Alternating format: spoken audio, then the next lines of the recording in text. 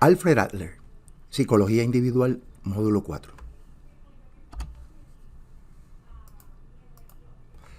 Psicología individual. Alfred Adler llamó su enfoque psicología individual porque se centró en la singularidad de cada persona y negó la universalidad de los motivos biológicos y objetivos atribuidos a nosotros por Sigmund Freud. En opinión de Adler, cada uno de nosotros es principalmente un ser social. Nuestras personalidades, según Adler, son moldeadas por nuestros ambientes e interacciones sociales únicas, no por intentos de satisfacer necesidades biológicas. A diferencia de Freud, que vio que el sexo era de primordial importancia para dar forma a nuestras personalidades, Adler minimizaba este papel. No es que lo sexual no fuese importante, pero para Adler, las fuerzas que hacen que se construya la personalidad están motivadas por aspectos que son propios del individuo, y el sexo, las relaciones sexuales o la sexualidad es una parte de ello. Continuando con psicología individual. Para Adler, el consciente, no el inconsciente, era el centro de la personalidad. Adler, interesantemente, viene de la tradición freudiana, pero aquellos que hemos estudiado la psicología social, Adler, a pesar de que no era un psicólogo social, genera unos planteamientos que hoy en día son bien importantes dentro del concepto de la psicología social. Por ejemplo, el concepto de la conciencia a través del desarrollo del yo es sumamente importante, del self, que son aspectos que son bien manejados dentro de la psicología social, porque es una psicología individual. La psicología social es cómo el individuo se comporta socialmente. Así que es bien interesante cómo Adler va planteando desde la perspectiva neopsicoanalítica, se va moviendo hasta lo que realmente hace es crear un tipo de psicología social. Así que ese dato es bien importante. Ahora, en lugar de ser impulsado por fuerzas que no podemos ver y controlar, como en el psicoanálisis, estamos activamente involucrados en la creación de nuestro único ser, dirigiendo el futuro. O sea que nosotros somos los dueños de nuestro destino, y esto se da de manera consciente. Lo que hace al final del día que tanto la teoría de Adler como la de Freud sean dos teorías diferentes, creadas por hombres que en términos de diferencia de edad tenían 14 años de diferencia, que fueron criados en la misma ciudad y en la misma época y educados como médicos en la misma universidad. Ahora, en nuestro análisis, al igual que con Freud, algunos aspectos de la infancia de Adler parecían o parecen haber influido en su forma de ver la naturaleza humana. Ahora vamos con la vida de Adler, de 1870 a 1937. La niñez temprana de Adler fue marcada por la enfermedad, el conocimiento de la muerte y los celos intensos que tenía con su hermano mayor. Estos tres factores fueron determinantes en lo que fue el desarrollo psicosocial temprano de Adler. Sufrió de raquitismo, que es raquitismo, es una deficiencia de vitamina D que se caracteriza porque los huesos se tienden a ablandar, lo cual le generaba problemas de movimiento que no permitían que pudiese jugar con otros niños. En el tema de la muerte, a la edad de 3 años, su hermano menor murió en la cama junto a él. Por eso es que bien temprano la muerte se convierte en un tema importante en la psiquis de Alfred Adler. A los 4 años, Adler casi muere de neumonía. Y fue interesante porque una anécdota que se establece es que cuando el niño está bien enfermo, el médico le dice a su padre, su hijo no va a sobrevivir, lo cual hizo pensar a Adler desde tan temprano como los 4 años que si él sobrevivía, se iba a convertir en médico. Continuando con la vida de Adler. Adler fue mimado por su madre inicialmente, pero fue destronado repentinamente a la edad de 2 años por la llegada de otro bebé, de su otro hermano, que posteriormente, desde luego, muere, lo que mencionamos anteriormente. Los biógrafos han sugerido que la madre de Adler pudo entonces haberlo rechazado, pero él era claramente el favorito de su padre, por lo que sus relaciones en la infancia con sus padres eran distintas, diametralmente distintas a las de Freud, que Freud estaba fijado en la relación que tenía con su madre, no con su padre, y aquí es distinto. Adler tenía una mejor relación con su padre que con su madre. Ahora, como adulto, Adler no tenía ningún uso para el concepto freudiano del complejo de Edipo, porque esto fue ajeno a sus experiencias de la infancia, ya que no tuvo esta relación tan cercana con su madre como la tuvo Freud. Ahora bien, también Adler siempre se sentía celoso de su hermano mayor, que era vigoroso y saludable, podía participar en actividades físicas y en deportes, cosa que Alfred Adler no podía hacer. La vida de Adler. Los celos por su hermano le obligaron a intentar sobresalir en los deportes. Gradualmente alcanzó un sentido de autoestima y aceptación social. También desarrolló una afición por la compañía de otras personas y mantuvo este estilo de sociabilidad toda su vida. Como les mencionaba brevemente, este concepto de la psicología individual es una base importante para lo que será posteriormente la psicología social, sobre todo la psicología social norteamericana, donde lo que se analiza es cómo el individuo posee unas características psicológicas particulares que le hacen ser sociables, pero desde la perspectiva individual. Ahora bien, en su teoría de la personalidad, Adler enfatizó en la importancia del grupo de pares y sugirió que las relaciones de la niñez con los hermanos y con los niños fuera de la familia eran mucho más significativas de lo que Freud creyó. Desde luego, estamos hablando de que esta fue la experiencia que vivió Adler. Y como experiencia en sí misma, él le dio el valor que entendía que permitía explicar la configuración de la personalidad de un individuo.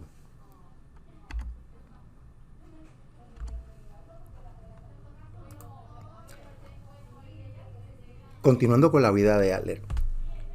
En la escuela, la misma que curiosamente Freud había asistido, Adler inicialmente era infeliz, solitario y se consideraba un estudiante mediocre. Creyendo que él no era apto para nada más, un maestro le aconsejó al padre que, ¿verdad? Cuando un maestro hace este tipo de consejos, qué cosa más interesante, pero al ver que su hijo desempeñaba mediocremente, no tenía amistades y todo esto, le aconsejó que se convirtiera en aprendiz de zapatero, que aprendiera una carrera corta, ya que este maestro pensaba que no tenía las calificaciones, pero también parece que todos estos altibajos que vivió Adler le ayudaron a tomar como positivo y comenzó a trabajar duro y se graduó con una de las calificaciones más altas de su clase. Todos estos comentarios negativos los utilizó para motivarse a superarse. Y ahí es donde viene el concepto de la superación del complejo de inferioridad. ¿Por qué? Porque se asociaba con sus experiencias personales. O sea, él utilizaba estos complejos de sentirse inferior para superarse él mismo. Y desde luego hacen que su teoría en esa línea sea una muy distinta a la de Sigmund Freud. Continuando con la vida de Adler, estudia medicina en la Universidad de Viena, donde Freud también estudió, como mencionamos. Se recibe como oftalmólogo y luego se cambia a medicina general. Estaba interesado en enfermedades incurables y le causaba mucho estrés el no poder ayudar a las personas, especialmente a personas jóvenes con problemas neurológicos y psicológicos. Continuando con la vida de Adler, en 1912 funda la Sociedad de Psicología Individual. A Adler, al igual que a Freud, le disgustaban que retaran sus ideas. Entre 1914 y 1918 estuvo enlistado en el ejército de Austria y creó varias clínicas donde puso en práctica su teoría de la psicología individual. En el 1926 comenzó a viajar a los Estados Unidos para dar a conocer su teoría. Continuando con la vida de Adler, en 1929 se mudó a Nueva York para promover y desarrollar su teoría. Era una persona ya adulta con mucho deseo de logro y ambición. En 1937 se encontraba ofreciendo un ciclo de 59 conferencias por Europa y sufrió un ataque cardíaco y murió. Así que Adler desarrolló un estilo de vida de mucha motivación de logro, mucho empuje, y probablemente eso también alteró su sistema nervioso central y fue poco a poco afectándole su salud de manera tal que su corazón se afecta y finalmente muere por problemas cardiovasculares. Las relaciones de Freud y el psicoanálisis. Su relación con Freud fue por alrededor de unos 9 años. Se reunía con Freud y otros miembros del Círculo de Viena para discutir el psicoanálisis cada semana. Freud lo respetaba mucho como médico, pero también se le criticaba por su incapacidad para psicoanalizar personas. En 1910 fue presidente de la Sociedad Psicológica de Viena y editor de su revista, pero al mismo tiempo era muy vocal en las críticas que le hacía a la teoría psicoanalítica, y ese mismo año corta sus relaciones de trabajo y colaboración con Sigmund Freud. Sentimientos de inferioridad, la fuente de todo esfuerzo humano. Adler creyó que los sentimientos de inferioridad son una fuerza de motivación constante en todo comportamiento. Decía que un ser humano significa sentirse inferior, indicaba Adler. Porque esta condición es común a todos nosotros, entonces no es un signo de debilidad o anormalidad, sino que es una tendencia natural a sentirnos inferior para desarrollar luego el complejo de inferioridad y poder superarlo. También Adler propuso que los sentimientos de inferioridad son la fuente de todos los esfuerzos para la superación humana. El crecimiento individual resulta de la compensación de nuestros intentos de superar nuestras inferioridades reales o imaginadas. A lo largo de nuestras vidas estamos impulsados por esa necesidad de superarnos, nos diría Adler. Sentimientos de inferioridad. Estos comienzan en la infancia. Los infantes son pequeños e indefensos y dependen totalmente de los adultos.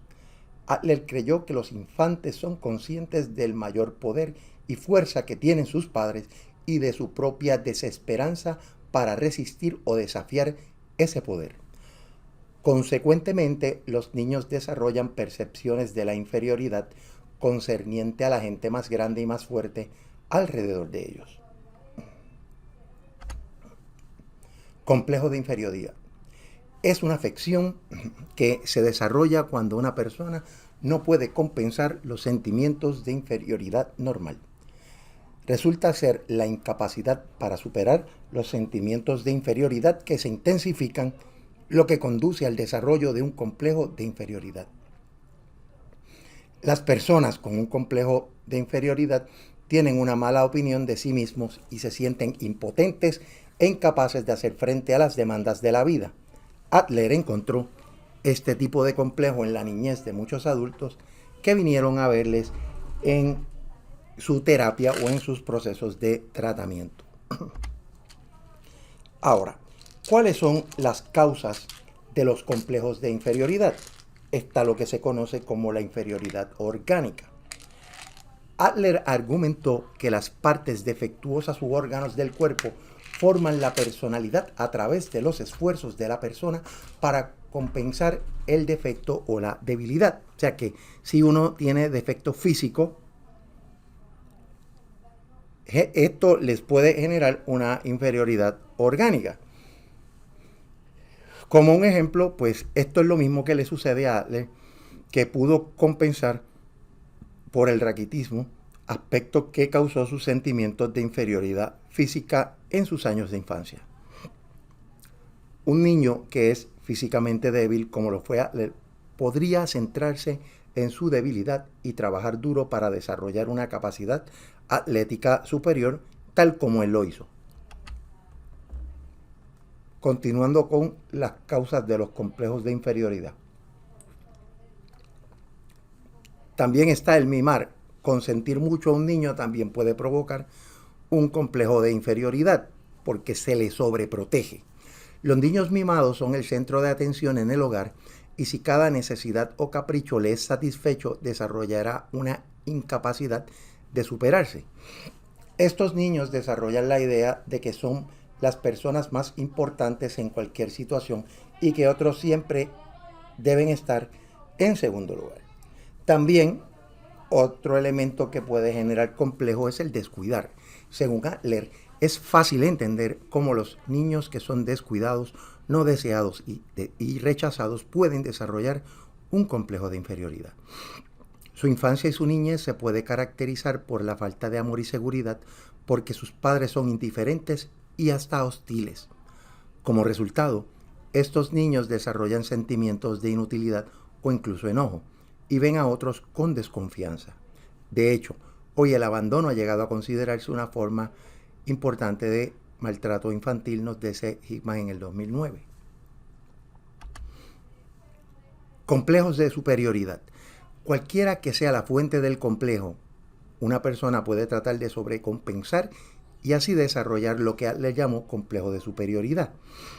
Esto implica una opinión exagerada de sus habilidades y logros. Estas personas pueden sentirse internamente satisfechas y superiores y no muestran la necesidad de demostrar su superioridad alcanzando logros reales. Por otro lado, la persona puede sentir tal necesidad y trabajar duro para llegar a ser extremadamente exitoso, lo que hizo Adler. En ambos casos, las personas con un complejo de superioridad se dan a la jactancia, la vanidad, el egocentrismo y una tendencia a denigrar a otros. Adler probablemente, que como anteriormente mencionamos, no le gustaba la crítica de su teoría, al igual que Freud, puede haber generado estos complejos de superioridad que en cierto modo lo hacían resistente al juicio crítico de sus propias ideas. La búsqueda de la superioridad. Adler describió su noción de esforzarse por la superioridad como el hecho fundamental de la vida. La superioridad es el objetivo final hacia el que nos esforzamos. Lo que Adler significaba era que nuestra meta debe ser la búsqueda de la perfección. La palabra perfección se deriva de la palabra latina que significa completar o terminar. Si Adler también sugirió que nos esforzamos por la superioridad en un esfuerzo por perfeccionarnos a nosotros mismos para autorrealizarnos. Finalización ficticia. Este es otro de los conceptos de Adler. Y aplicó el término de finalización a la idea de que tenemos un objetivo último, un estado final del ser y una necesidad de avanzar hacia ella. Los objetivos para los que nos esforzamos, sin embargo, son las potencialidades, no las actuales. En otras palabras, nos esforzamos por los ideales que existen en nosotros, tratando de buscar esa superación en el futuro. Adler creyó que nuestros objetivos son ideales ficticios o imaginados que no pueden ser probados contra la realidad. Muchas veces son exagerados. Ahí viene el complejo de superioridad. Estilo de vida.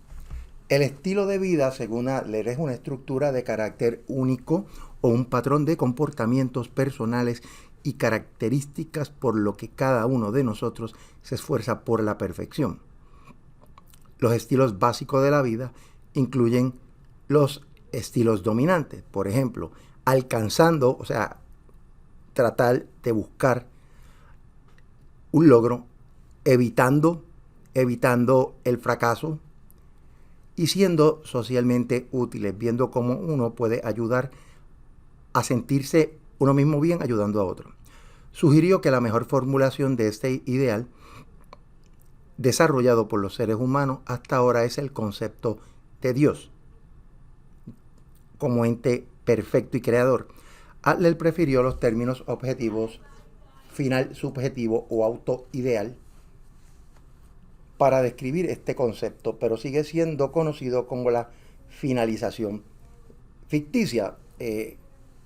Un poco la búsqueda como individuo de la superación y de la autorrealización, que más adelante la podrán ver un poco en la teoría de Abraham Maslow.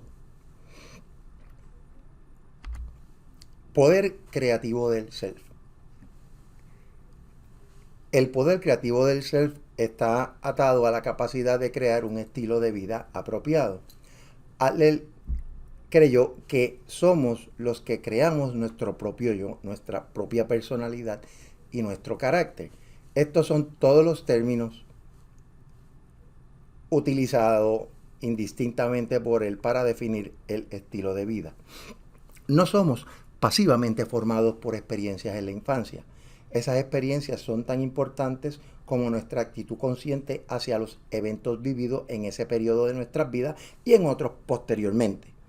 También Adler argumentó que ni la herencia ni el medio ambiente proporcionan una explicación completa para el desarrollo de la personalidad, así que es la suma de muchas experiencias que el individuo desarrolla que crean esa noción del yo o del self que es tan importante para generar lo que es la psicología individual. 4 estilos de vida básicos según la teoría de la psicología individual de Adler. El tipo dominante. Este exhibe una actitud dominante o predominante con poca conciencia social. Tal persona se comparará sin tener en cuenta a otras personas.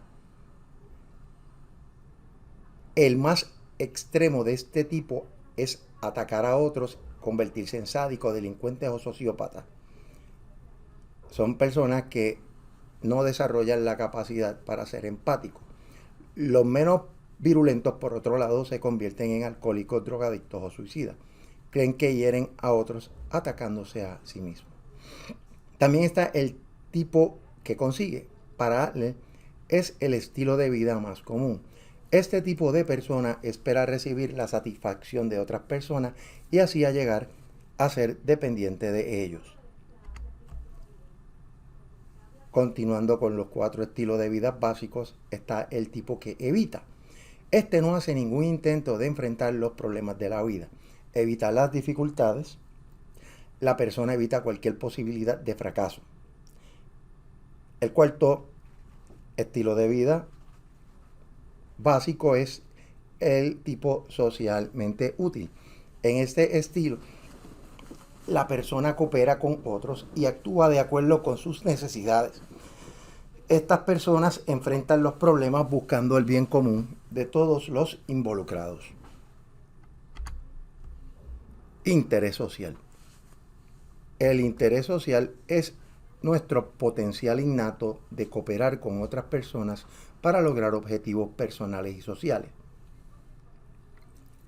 Aunque somos influenciados más fuertemente por las fuerzas sociales que las biológicas, en la opinión de Adler el potencial del interés social es innato. Dicho de otra manera, nuestra naturaleza es puramente social. Nadie puede evitar por completo a otras personas y sus obligaciones hacia ellos. Desde luego sin enfrentar enfermedades mentales. Así que desde los primeros tiempos la gente se ha congregado en familias, tribus y naciones. La naturaleza del ser humano, ser un ente social. Las comunidades son indispensables para la protección y la supervivencia de los seres humanos, nos dice Adler. Así siempre ha sido necesario que la gente coopere con otros para expresar ese interés social. Ahora, ¿cuál es el papel de la madre en el desarrollo del interés social? Adler observó la importancia de la madre como la primera persona con la que un bebé entra en contacto. A través de su comportamiento hacia el niño, la madre puede o bien fomentar el interés social o frustrar su desarrollo, como le pasó en su caso personal. Adler creía que el papel de la madre era vital para desarrollar el interés social del niño, así como todos los demás aspectos de la personalidad. El papel de las experiencias de vida de Adler en el desarrollo del interés social. Temprano en su carrera, Adler sugirió que la gente era conducida por un gran deseo de alcanzar el poder y una necesidad de dominar. Propuso esta idea en el momento en que luchaba por establecer su propio punto de vista dentro del mismo círculo de Viena. Después que rompió con Freud y logró el reconocimiento de su propio trabajo, cambió y dijo que la gente está motivada más por el interés social que por las necesidades de poder y dominio. Otro de los conceptos de su teoría es el orden de nacimiento. Una de las contribuciones más duraderas de Adler es la idea de que el orden del nacimiento es una influencia social importante en la niñez y que a su vez nos ayuda a determinar nuestro estilo de vida. Aunque los hermanos tienen los mismos padres y viven en la misma casa, no tienen entornos sociales idénticos por el trato que cada padre tiene con ellos. Ser más viejo o más joven que uno de sus hermanos o estar expuesto a diferentes actitudes de los padres crean distintas condiciones, sobre todo en la niñez, que ayudan a determinar diferentes tipos de personalidades. El primer niño. Según Adler, los primogénitos están en una situación única y envidiable, al menos por un tiempo. Como resultado, los primogénitos tienen una existencia muy feliz y segura hasta que aparece otro hermano. Ahora, cuando son destronados de repente por otro hermano, ya no son el foco de atención, ya no reciben amor y cuidados constantes como lo hacían antes. Los primogénitos son entonces, en cierto sentido, destronados, nos dice Adler. Por lo que el afecto y la atención de estos primogénitos recibidos durante su reinado ahora va a tener que ser compartido con el nuevo bebé. Características del primer niño. Adler descubrió que los primogénitos son a menudo orientados hacia el pasado, encerrados en la nostalgia y pesimistas sobre el futuro. Habiendo aprendido una vez las ventajas del poder, siguen preocupados por tener poder a lo largo de sus vidas. Pueden ejercer poder sobre los hermanos más jóvenes, pero al mismo tiempo están más sujetos al poder de sus padres porque se espera más de ellos. El segundo niño. Los niños nacidos en segundo lugar, aunque causan trastornos en la vida de los primogénitos, también están en una situación única. Nunca experimentan la posición poderosa una vez ocupada por los primogénitos. Incluso si otro niño es traído a la familia, los segundos nacidos no sufren la sensación de destronamiento sentida por los primogénitos. También para este tiempo los padres han cambiado generalmente sus actitudes y prácticas de crianza de niños. Un segundo bebé no es la novedad que el primero fue. Los padres pueden estar menos preocupados y ansiosos por su propio comportamiento y pueden tomar un acercamiento más relajado al segundo niño. Características del segundo niño. La competencia con el primogénito puede servir para motivar al segundo nacido, que puede tratar de alcanzar y superar al hermano mayor, un objetivo que impulsa el desarrollo del lenguaje y motor en el segundo nacido. Al no haber experimentado tener poder, los segundos nacidos no están tan preocupados por tener el mismo. Son más optimistas sobre el futuro y probablemente van a ser más competitivos y ambiciosos, como fue en el caso particular de Adler. Continuando con las características del segundo niño. Otros resultados menos beneficiosos también pueden surgir de la relación entre los primogénitos y los nacidos en segundo lugar. Si, por ejemplo, los hermanos mayores sobresalen en deportes o becas, los segundos pueden sentir que nunca podrán superar a los primogénitos y pueden dejar de intentarlo. En este caso, la competitividad no se convertirá en parte de los estilos de vida de segundos nacidos y pueden llegar a ser inalcanzables, actuando por debajo de sus capacidades en muchas facetas de la vida. El último niño.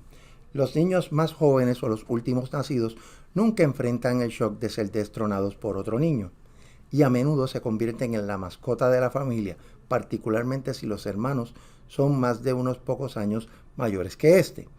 Impulsados por la necesidad de superar a los hermanos mayores, los niños más pequeños a menudo se desarrolla un ritmo notablemente más rápido. Los últimos nacidos obtienen altos logros en cualquier trabajo que emprenden como adultos. Continuando con el último niño. Ahora, lo contrario puede ocurrir, sin embargo, si los niños más pequeños son excesivamente mimados y llegan a creer que no necesitan aprender a hacer nada por sí mismos. A medida que envejecen, estos niños pueden conservar la impotencia y la dependencia de la niñez. Al no ser estimulados a esforzarse y luchar, a estas personas les resulta difícil adaptarse a la adultez. El hijo único. Estos niños nunca pierden la posición de primacía y el poder que poseen en la familia. Siguen siendo el foco y el centro de atención. Pasan más tiempo en compañía de adultos que un niño con hermanos, suelen madurar temprano y manifiestan comportamientos y actitudes adultas. Los hijos únicos pueden experimentar problemas cuando se encuentran en áreas de la vida fuera de la casa, tales como la escuela, y dejan de ser el centro de atención. Los hijos únicos no han aprendido a compartir ni a competir.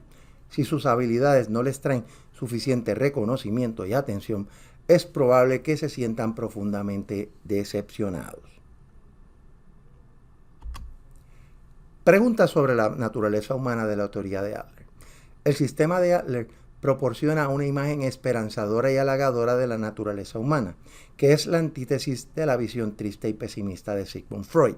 Ciertamente es más satisfactorio para nuestro sentido de autoestima que los consideremos capaces de dar forma consciente a nuestro propio desarrollo y destino individual, en lugar de estar dominados por fuerzas instintivas y experiencias de la niñez sobre las cuales no tenemos control. Continuando con las preguntas sobre la naturaleza humana. La imagen de Adler de la naturaleza humana es optimista en su creencia de que las personas no son conducidas por fuerzas inconscientes. Aquí poseemos el libre albedrío para dar forma a las fuerzas sociales que nos influencian y utilizarlas creativamente para construir un estilo de vida único. Aunque Adler argumentó que algunos aspectos de la naturaleza humana son innatos, por ejemplo, el potencial para el interés social y el esfuerzo por la perfección, es la experiencia la que definirá cómo se realizarán estas tendencias heredadas. Las influencias de la niñez son importantes, particularmente el orden de nacimiento y las interacciones con nuestros padres, pero no somos víctimas de nuestras experiencias de la niñez. En cambio, los usamos para crear nuestro propio estilo de vida. Análisis de la teoría de Adler. Como Freud, Adler desarrolló su teoría analizando a sus pacientes, esto es, evaluando sus verbalizaciones y comportamientos durante las sesiones de terapia. El enfoque de Adler fue más relajado e informal que el de Freud, mientras que los pacientes de Freud yacían en un sillón mientras él se sentaba detrás de ellos, Adler y sus pacientes se sentaban en cómodas sillas cara a cara. Las sesiones eran como charlas entre amigos en comparación con las relaciones más formales establecidas por Freud. Adler también le gustaba usar el humor en su terapia. A veces hacía broma a sus pacientes de manera amable y amigable. Continuando con la teoría y el análisis de Adler. Adler evaluó las personalidades de sus pacientes observando todo acerca de estos, la forma en que caminaban y se sentaban, su manera de estrechar las manos, incluso su elección de qué silla escogían para sentarse. Sugirió que la forma en que usamos nuestros cuerpos indica algo de nuestro estilo de vida, incluso la posición en que dormimos es reveladora según este autor. Continuando con el análisis de su teoría. Los métodos de evaluación primaria de Adler, a los que refirió como las puertas de la entrada a la vida mental, son el orden del nacimiento, los recuerdos tempranos y el análisis de los sueños. El propósito de Adler en la evaluación de la personalidad era descubrir el estilo de vida del paciente y determinar si era el más apropiado para esa persona. Recuerdos tempranos. Según Adler, nuestra personalidad se crea durante los primeros 4 a 5 años de vida. Nuestros primeros recuerdos, nuestras memorias de aquella época, indican el estilo de vida que nos sigue caracterizando como adultos. Adler descubrió también que no había mucha diferencia si los primeros recuerdos de sus clientes eran hechos reales o eran fantasías. En cualquier caso, el interés principal de la vida de la persona gira alrededor de los incidentes recordados. En opinión de Adler, los primeros recuerdos son indicadores únicos más satisfactorios del estilo de vida. Continuando con los recuerdos tempranos. Adler también descubrió que muchos recuerdos antiguos contenían referencias a objetos físicos tales como parte de la memoria que estaban dibujando. Aunque Adler creyó que cada memoria temprana debe ser interpretada dentro del contexto del estilo de vida del paciente, él encontró aspectos comunes entre ellos. Sugirió que las memorias que implicaban peligro o castigo indicaban una tendencia hacia la hostilidad. El análisis de los sueños. Según Adler, este estuvo de acuerdo con Freud sobre el valor de los sueños en la comprensión de la personalidad, pero el desacuerdo sobre la manera en que los sueños deben ser interpretados era vital entre ambos. Ambos tenían una versión diferente, pero sí le daban importancia a los sueños. Adler no creía que los sueños cumplieran deseos o revelaran conflictos ocultos. Más bien, los sueños implican nuestros sentimientos sobre un problema actual y lo que pretendemos hacer al respecto. Ahora, medición del interés social. Adler no tenía ningún deseo de usar pruebas psicológicas para evaluar la personalidad. Argumentó que las pruebas crean situaciones artificiales que proporcionan resultados ambiguos. En lugar de depender de las pruebas, los terapeutas del pensamiento de Adler deben desarrollar su intuición. Sin embargo, usó pruebas de memoria e inteligencia, ya que sus críticas principales iban dirigidas a los inventarios de personalidad. Algunos psicólogos han desarrollado instrumentos para medir los conceptos de interés social y estilo de vida de Adler.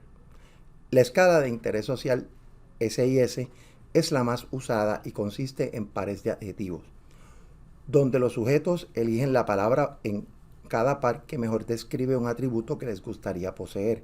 Palabras como provechosas, comprensivas y consideradas se piensan para indicar su grado de interés social. Continuando con la medición del interés social. El índice de interés social es un inventario de autoinforme, el SII, en el cual los sujetos juzgan el grado en que las declaraciones se representan a sí mismas o a sus características personales. Las personas que obtienen puntuaciones altas en el SII poseen un alto grado de interés social, resaltando altos niveles de amistad, empatía, cooperación con otros, tolerancia e independencia. También se ha encontrado que puntúan más bajos en la ansiedad, la hostilidad, la depresión y la neurosis. Las escalas básicas adlerianas para el éxito interpersonal, el BASIS-A, es un inventario de autoinforme de 65 reactivos diseñado para evaluar el estilo de vida, así como el grado de interés social. Las 5 dimensiones de la personalidad medidas son el interés social, la perseverancia, el asumir liderazgo, el reconocimiento y el ser cauteloso. Investigaciones sobre las ideas de Adler.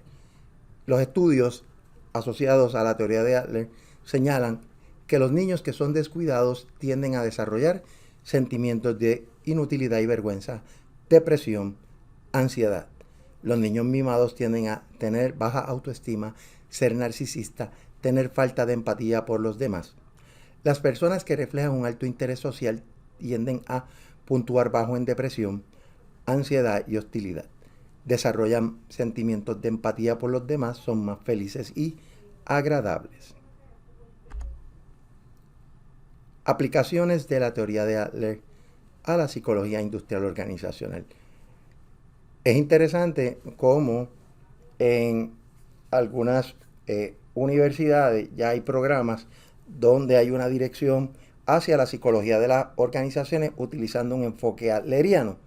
Así que la Adler University de Chicago, como muy bien vemos aquí, ofrece una maestría en psicología industrial organizacional utilizando ese enfoque, donde enfatizan en salud organizacional, en cómo ayudar a las personas a superarse internamente y desde adentro, ¿no? Desde su psiquis interna, superar los complejos de inferioridad a través de la superación. También aumentar la moral en el lugar de trabajo, el cambio de cultura organizacional enfocando en relaciones interpersonales y el desarrollo del liderazgo. Todos estos temas se cubren en la Adler University of Chicago. Así que pueden ver que es una teoría interesante, es una teoría que poco a poco se va disociando o divorciando, le podemos llamar, del psicoanálisis, y como les mencioné en un principio, tiene una manera de primero, como nosotros, aprender a aceptar nuestros complejos de inferioridad como algo normal y asimismo también desarrollar nuestra capacidad de superarnos a través de los complejos de superioridad. Pero también hay que tener mucho cuidado con los complejos de superioridad porque nos pueden llevar a sobrevalorarnos a nosotros mismos y generar en cierto grado una patología que nos torne neuróticos, megalómanos y narcisistas. Así que una teoría la más de interesante en este módulo.